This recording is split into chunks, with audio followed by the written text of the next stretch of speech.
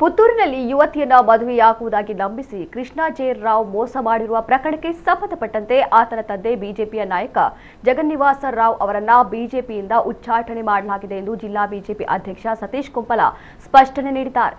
ಸುದ್ದಿಗಾರರಿಗೆ ಮಾಹಿತಿ ನೀಡಿದ ಅವರು, ಜಗನ್ನಿವಾಸ ರಾವ್ ಪುತ್ರನ ವಂಚನೆ ಪ್ರಕರಣ ಬೆಳಕಿಗೆ ಬಂದ ತಕ್ಷಣ ಅವರಿಗೆ ನೋಟಿಸ್ ನೀಡಿ ಅವರನ್ನ ಪಕ್ಷದಿಂದ ದೂರ ಇಟ್ಟಿದ್ದೆವು. ಆಗ ಅವರು ಕಾನೂನಾತ್ಮಕವಾಗಿ ಡಿಎನ್ಎ ಪರೀಕ್ಷೆಯಲ್ಲಿ ಸಾಬೀತಾದರೆ ತೊಂದರೆಗೊಳಗಾದ ಯುವತಿಯೊಂದಿಗೆ ಮಗನ ಮದುವೆ ಮಾಡಿಸುವುದಾಗಿ ಜಗನ್ನಿವಾಸ ರಾವ್ ನಮ್ಮಲ್ಲಿ ಹೇಳಿದರು. ಪುತ್ತೂರು ಶಾಸಕ ಅಶೋಕ್ ಕುಮಾರ್ ರೈ ಅವರಲ್ಲೂ ಭರವಸೆ ನೀಡಿದರು. ಆದರೆ ಅವರು ಕೊಟ್ಟ ಮಾತಿನಂತೆ ನಡೆದುಕೊಂಡಿಲ್ಲ. ಹೀಗಾಗಿ ಜಗನ್ನಿವಾಸ ರಾವ್ ಅವರನ್ನ ಪಕ್ಷದಿಂದ ಹೊರಹಾಕಲಾಗಿದೆ. ಯುವತಿಗೆ ನ್ಯಾಯ ದೊರಕಿಸಿಕೊಡುವ ತನಕ ಪ್ರಯತ್ನ ಮುಂದುವರಿಸುವುದಾಗಿ ಹೇಳಿದರು.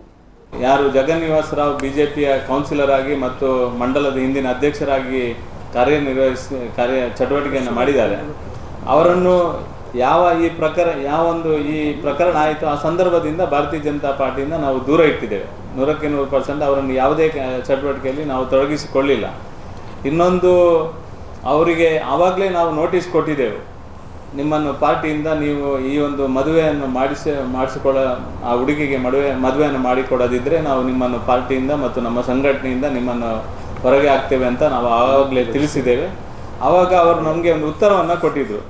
ಕಾನೂನಾತ್ಮಕವಾಗಿ ಮೆಡಿಕಲಲ್ಲಿ ಈ ಒಂದು ಕ್ಲಿಯರ್ ಆಗಿ ಬಂದರೆ ನಾನು ಮದುವೆಗೆ ಮಾಡಿಕೊಡ್ತೇನೆ ಅಂತ ನಮಗೆ ಹೇಳಿದ್ದಲ್ಲ, ನಮಗೆ ಹೇಗೂ ಹೇಳಿದ್ದಾರೆ. ನಮಗೆ ಹೇಳೋದಕ್ಕೆ ಮುಂಚೆ ಅವರು ಫಸ್ಟ್ ಹೇಳಿದ್ದು ಅಲ್ಲಿಯ ಪುತ್ತೂರಿನ MLA ಅವರಿಗೆ ಹೇಳಿದ್ದು, ಪ್ರಾಮಿಸ್ ಮಾಡಿದ್ದು ಪುತ್ತೂರಿನ MLA ಅವರಿಗೆ.